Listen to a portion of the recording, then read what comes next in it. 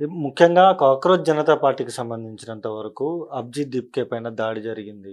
ఇదంతా కూడా ఒక సోషల్ మీడియాలో ఒక పేజ్‌గా మొదలయ్యి ఇది స్ట్రీట్ ఫైట్‌కి కూడా మారింది.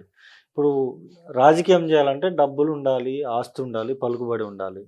అటువంటిది ఏం లేకుండా ఒక పేజ్ పెట్టుకొని కొంతమంది జెన్‌జీ యూత్ అంతా కలిసి ఇది చేస్తున్నారు. ఇది వర్కౌట్ అయితదా? ఇప్పుడు కాదు బ్రదర్, వాళ్ళు ఒకళ్ళు నిజంగా పార్టీ పెట్టుకుంటారా పెట్టుకోరా, ఇదంతా వర్కౌట్ అవుతుందా కాదా అనేటువంటి విషయానికి వస్తే మీరు ఎందుకు అంతగానం భయపడతా ఉన్నారు? నాకు అనుమానం, ఈ పురుగులకు భయపడి నరేంద్ర మోడీ గారు పారిపోయేటువంటి అవకాశం ఉన్నది. ఆయన ఎయిర్పోర్ట్లో కన్నేసి ఉంచాలి, దేశం విడిచిపెట్టి వెళ్ళిపోయేటువంటి అవకాశం ఉన్నది ఆయన. ఎందుకంటే ధర్మేంద్ర ప్రధాన్ రాజీనామా చేయాలని ప్రజలందరూ రోడ్లు ఎక్కుతా ఉన్నారు.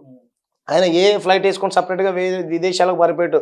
మరి నరేంద్ర మోడీ గారిని ట్రంప్ గారు దాచిపెడతారా, ఇంకెవరు దాచిపెడతారా, ఆయన ఎక్కడ ఏమంటే ఏ దేశంలో తల దాచుకుంటాడో అనేటువంటి అనుమానాలు అయితే మాకున్నాయి. నరేంద్ర మోడీ గారు మన్ కీ బాత్, జన్ కీ బాత్ అని చెప్పేసి రోజు సాయంత్రం 8 గంటలకు ఆయన అఫీషియల్ ఫేస్బుక్లోనో యూట్యూబ్లోనో వేస్తాడు. మరి నీటి పేపర్ మీద ఎందుకు నోరు ఇప్పలేదా? అదే ఢిల్లీలో మీటింగ్ పెట్టిన పవన్ కళ్యాణ్ కూడా మాట్లాడాలి, అన్ని విషయాల మీద మాట్లాడిన కానీ నీటి పేపర్ మీద మాట్లాడలే. ఇంతకుముందు చిన్న విషయం ఏది జరిగినా సరే ఆయన ఇక్కడికి వచ్చి కూడా మీటింగ్ పెట్టి మాట్లాడిండు. మరి అంతగానో మీరు ఎందుకు భయపడతా ఉన్నారు? అభిజిత్కి ఎందుకు భయపడతా ఉన్నారు మీరు? జెన్జీ యూత్కి ఎందుకు ఇంత భయపడతా ఉన్నారు మీరు? నేపాల్లో ఎదురైనటువంటి పరిస్థితులు భారతదేశంలో కూడా మీకు ఎదురైతాయి అనేటువంటి భయం మీలో ఏమైనా పుట్టుకుందా? కాబట్టి నిరుద్యోగం, ఇప్పుడు బజ్జీలు అమ్ముకోవడము, గప్చిపులు అమ్ముకోవడము, పూరీలు అమ్ముకోవడము యువత కావాలి. నేను కూడా అదే అడుగుదాం అనుకుంటున్నా. రఘునందన్ రావు గారు చెప్పిండు, ఏదైనా గోకుల్ చాట్లో చాట్ అమ్ముకునేటప్పుడు రోజు కౌంటర్ ఎంతో తెలుసా? ₹1,00,000 అంట. మరి నువ్వు మానే ఎమ్మెల్యే, ఎంపీ నాయన, ఇప్పుడు ఎంపీ కదా, మెదక్ ఎంపీ, నువ్వు రాజీనామా చేయి. రాజీనామా చేస్తే జెన్జీ యూత్ ఎవరో ఒకరు ఎంపీ అవుతారు, నువ్వు బజ్జీలు అమ్ముకో. ₹1,00,000 నీకు జీతం ఎంత వస్తుంది? ఎంపీ జీతం ఎంతో నాకైతే ఐడియా లేదు. 2 లక్షల మానే చెయ్యి. ఇంకా అదనంగా 8 గంటలు కదా అక్కడ. ఇప్పుడు ఆయన గోకుల్ చాట్లో పనిచేసిన 8 గంటలు లేదు, నువ్వు ఇంకో అదనంగా 8 గంటలు చేసినావు అనుకో, 2 లక్షలు సంపాదించవచ్చు. మానే ఉద్యోగం రఘునందన్ సార్, మానే సార్. నువ్వు మేధావి కదా, నువ్వు లాయర్ కదా, ప్రాక్టీస్ మానేసి నువ్వు కూడా అమ్ముకో, బజ్జీలు పూరీలు సమోసాలు అమ్ముకో. నువ్వు ఎవరొద్దంటారు? కాబట్టి ఈ కథలు చెప్పకండి. ఎంప్లాయ్మెంట్ క్రియేట్ చేయడం అనేది మీ బాధ్యత. కంపెనీలు తీసుకొస్తారా మీరు? మీరు ఎట్లాగూ గవర్నమెంట్ సెక్టార్ని మొత్తం ప్రైవేట్ పరం చేస్తూ ఉన్నారు. మీరు ప్రైవేట్లో అయినా కల్పించేటువంటి ప్రయత్నం చేయండి. కొత్త కంపెనీలు తీసుకొని రండి. ఏదైనా తీసుకొచ్చారా మీరు?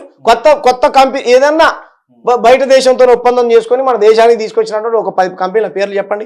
HCL కాంగ్రెస్ వాళ్ళు పెట్టిందే, BHL కాంగ్రెస్ వాళ్ళు పెట్టిందే, DRDL కాంగ్రెస్ వాళ్ళు పెట్టిందే, ప్రాజెక్టులు కాంగ్రెస్ వాళ్ళు కట్టిందే. ఇలా ఎన్ని చెప్పుకుంటా పోవాలి బ్రదర్? 100,000 కంపెనీలు అన్ని కాంగ్రెస్ వాళ్ళు పెట్టింది. మీరు చేసింది ఏమన్నది? మీరు పెట్టింది హిందూ ముస్లిం పంచాయతీ. ఆ పంచాయతీ వల్ల ఏ హిందూకైనా, ఏ ముస్లింకైనా, ఏ క్రైస్తవుడికైనా, ఏ భారతీయుడికైనా ఒక్క ఉద్యోగం వచ్చిందా? రాలే. BSNLని ప్రైవేట్ పరం చేస్తారు, ఎయిర్పోర్ట్లను ప్రైవేట్ పరం చేస్తారు, రైల్వేలు ప్రైవేట్ పరం చేస్తారు, మెట్రోని ప్రైవేట్ పరం చేస్తారు, అన్నింటినీ ప్రైవేట్ పరం చేస్తారు. మీరు ఎవరికి ఉద్యోగాలు ఇచ్చారు చెప్పండి? మీరు సమోసాలు బజ్జీలు అమ్ముకోమంటారు. కాబట్టి కాక్రోజులు ఇవాళ ఏమడుగుతా ఉన్నాయి? ఎస్ మేము కాక్రోజులమే, మాకు ఉద్యోగాలు ఎప్పుడు ఇస్తారు? ఎస్ మేము కాక్రోజులమే, మేము కష్టపడి నిద్రాహారాలు మానేసి చదువుకున్నటువంటి చదువుకు సార్థకత లేకుండా పోయింది. మా పేపర్ లీకేజ్ వల్ల మా తోటి విద్యార్థులు 5 చచ్చిపోయారు, వాళ్ళ కుటుంబాలు రోడ్డున పడ్డాయి. నా కొడుకు చదువుకొని ప్రయోజకుడై డాక్టర్ అయ్యి వాడు ఉద్యోగం చేసి నాకు ఇంత బువ్వ పెడతాడు అనుకున్నటువంటి తల్లిదండ్రులు ఈరోజు రామచంద్ర అనుకుంటే ఇంట్లో అరిగోసపడతా ఉన్నారు. వాళ్ళ కుటుంబాలను ఎవరు ఆదుకోవాలని వాళ్ళు నిలదీస్తా ఉన్నారు. వాళ్ళ కుటుంబాల తరపున చనిపోయింది భారతీయులే. రఘునందన్ సార్, ఎవరు సమాధానం చెప్తారు? నువ్వు చెప్తావా? నేను నరేంద్ర మోడీ చెప్తాడా? ఎవరు ఇవ్వాలి? ఇక్కడ ఉన్నటువంటి రాష్ట్ర ప్రభుత్వం 2 లక్షల ఉద్యోగాలు ఇస్తా అని చెప్పింది. అశోక్ నగర్ కు రాహుల్ గాంధీ తీసుకొచ్చి మన ఇంద్రపార్క్ దగ్గర ఉన్నటువంటి అశోక్ తీసుకొచ్చి మీటింగులు పెట్టించి రోడ్ షోలు చేపించాడు. మన ప్రభుత్వం వచ్చిన తర్వాత నోటిఫికేషన్లు వేస్తుందని.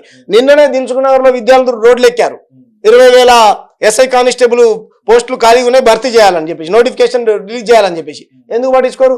పోరాడుతున్నటువంటి విద్యార్థుల మీద అక్రమంగా కేసులు పెడతారు, వాళ్ళని రూమ్లలోకి వెళ్ళి అరెస్ట్ చేస్తారు.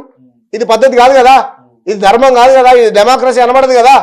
నీకు చేత కాకపోతే చేత కావట్లే అని చెప్పండి. మీకు చేత కాకపోతే రాజీనామా చేయండి. మంచిగా పరిపాలన జెన్జీ యూత్ పరిపాలన చేస్తారు.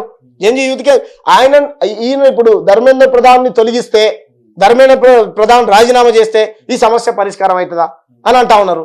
మరి ఎవరు చేయాలి సమస్యని? అంటే ఇంకోటి వస్తే మళ్ళీ లీక్ చేస్తామనా? మరి గతంలో కాంగ్రెస్ హయాంలో కూడా ఒక రైల్వే మంత్రి రాజీనామా చేశాడు కదా. ఇటువంటి ఇన్సిడెంట్ జరిగినప్పుడు నువ్వు బాధ్యత వహించాలంటే బాధ్యత వహించి రాజీనామా చేశాడు కదా. మరి నీ ప్రభుత్వం 89 సార్లు లీకేజ్ చేసింది, మరి ఎవడు బాధ్యత వహించాలి? జంజీ యూత్ ఇది అడగకూడదా? వాళ్ళ పేరెంట్స్ కష్టపడి చదివించినటువంటి ఫీజులు ఎవడు ఇవ్వాలి? నువ్వు ఇస్తావా? మళ్ళీ పేపర్ వస్తుంది ఎటువంటి, మళ్ళీ రాత్రి పగలు వాళ్ళు ఇంకెన్ని పుస్తకాలు చదవాలి? ఎంత చదువుతారు? నీట్ అంటేనే 24 గంటలు కష్టపడాలి. మరి ఎవడు వాళ్ళ కాల పరిమితి ఏదైతే వాళ్ళ టైం వృధా అయిపోయింది కదా. కాబట్టి దీనికి పూర్తి బాధ్యత బీజేపీ ప్రభుత్వం వహించాల్సిందే. రేపు ఇవాళ 2వ తారీఖు 20వ తారీఖు ఢిల్లీలో జంతర్ మంతర్లో జరిగేటువంటి మీటింగ్కు నేను కూడా వెళ్తా ఉన్నాను. దేశవ్యాప్తంగా ఉన్నటువంటి ఎవరెవరైతే విద్యార్థులు ఉన్నారో, నిరుద్యోగులు ఉన్నారో పెద్ద ఎత్తున ఢిల్లీకి తరలి రావాలని ఆ నిరసన కార్యక్రమంలో నేను కూడా పాల్గొంటా ఉన్నాను. ఏదైతే జెన్జీ యూత్ కాక్రోచెస్ రాజకీయాలకు అతీతంగా మా ఉద్యమానికి సంఘీభావంగా రావచ్చు అని చెప్పేసి వాళ్ళు కాల్ ఇచ్చారో, నేను అందుకు మద్దతుగా ఢిల్లీకి వెళ్ళబోతా ఉన్నాను. మీరు కూడా వచ్చేటువంటి ప్రయత్నం చేయండి. ఆ చనిపోయినటువంటి 5 కుటుంబాలు ఏవైతున్నాయో అక్కడికి రాబోతా ఉన్నారు. వాళ్ళకు ఘన నివాళులు అర్పించి ప్రభుత్వాన్ని అక్కడి నుంచి క్వశ్చన్ చేద్దాం రండి అని కాల్ ఇచ్చారు. మీరు రండి, మీరు దాడి చేసిన మీరు అక్కడ కూడా దాడి జరిగేటువంటి అవకాశం ఉన్నది కదా, గతంలో చేశారు కదా, మీరు రండి. అక్కడ దాడులు చేయడానికి వస్తారో రండి, మీరు రండి. మీ బీజేపీ వాళ్ళు మీరు కూడా వచ్చి ధర్మేంద్ర ప్రధాన్ రాజీనామా చేయాలని మా ఉద్యమంలో మీరు కూడా పాల్గొనండి, రమ్మని చెప్తా ఉన్నాను. రఘునందన్ కూడా రమ్మంటున్నాం. ఉద్యోగం నీ ఎంపీ పదవికి రాజీనామా చేసి రా, నువ్వు ఇక్కడ గోకుల్ చాట్లో కాదు కదా ఢిల్లీలో అమ్ముకుందిరా, అక్కడ చాలా మంది లక్షల జనాలు వస్తారు, గంట సేపట్లో నువ్వు ₹1,00,000 సంపాదించుకోవచ్చురా. కాబట్టి ఇటువంటి మాటలు మానుకోవాలి. ఆ గత ప్రభుత్వం మీద నూకేసేటువంటి మాటలు మానుకోవాలి. మానుకొని మీరు ఉద్యోగాలు ఇవ్వండి, మీరు నోటిఫికేషన్ భర్తీ చేయండి. మీరు 2 కోట్ల ఉద్యోగాలు ఇస్తున్నారు కదా సంవత్సరానికి, మరి అది ఇవ్వలేదు. మీరు 15 లక్షలు వేయండి, పోనీ అట్లా బతుకుతారు యువత. వాళ్ళంతా ఓటర్ ఐడీలు ఉన్నోళ్ళే కదా, 18 సంవత్సరాలు నిన్నోళ్ళే కదా. మీరు 2 కోట్ల ఉద్యోగాలు సంవత్సరానికంటే 12 సంవత్సరాలు, 2 కోట్లు ఇంటూ 12 అంటే 24 కోట్ల ఉద్యోగాలు ఇవ్వాలి. మరి ఇవ్వాలి, మీరు 15 లక్షలు ఉన్నాయండి. జన్ధన్ ఖాతా खोलो मित्रों, धन धन पैसे डालता हूं, डालो फिर 15 लाख डालो, 15 लाख डालो మోడీ సాబ్, 15 లక్షలు వెయ్యి నువ్వు. కాబట్టి నువ్వు ఇచ్చినటువంటి హామీలను నిలదీస్తే మమ్మల్ని అడగొద్దు, క్వశ్చన్ చేయొద్దు, మేము దాడులు చేస్తాం కొడతామనంటే ఇది డెమోక్రసీ అనబడదు. ప్రజలు తిరగబడితే గనక నీకే ప్రమాదం. ఖబర్దార్ గుర్తుపెట్టుకో. నేపాల్లో గనక ఎటువంటి పరిస్థితులు గనక ఎదురైనాయో అక్కడ ఉన్నటువంటి రాజకీయ నాయకులకు నీకు అటువంటి పరిస్థితులు ఎదురైతాయి. ఖబర్దార్ అనే హెచ్చరిస్తా ఉన్నాం.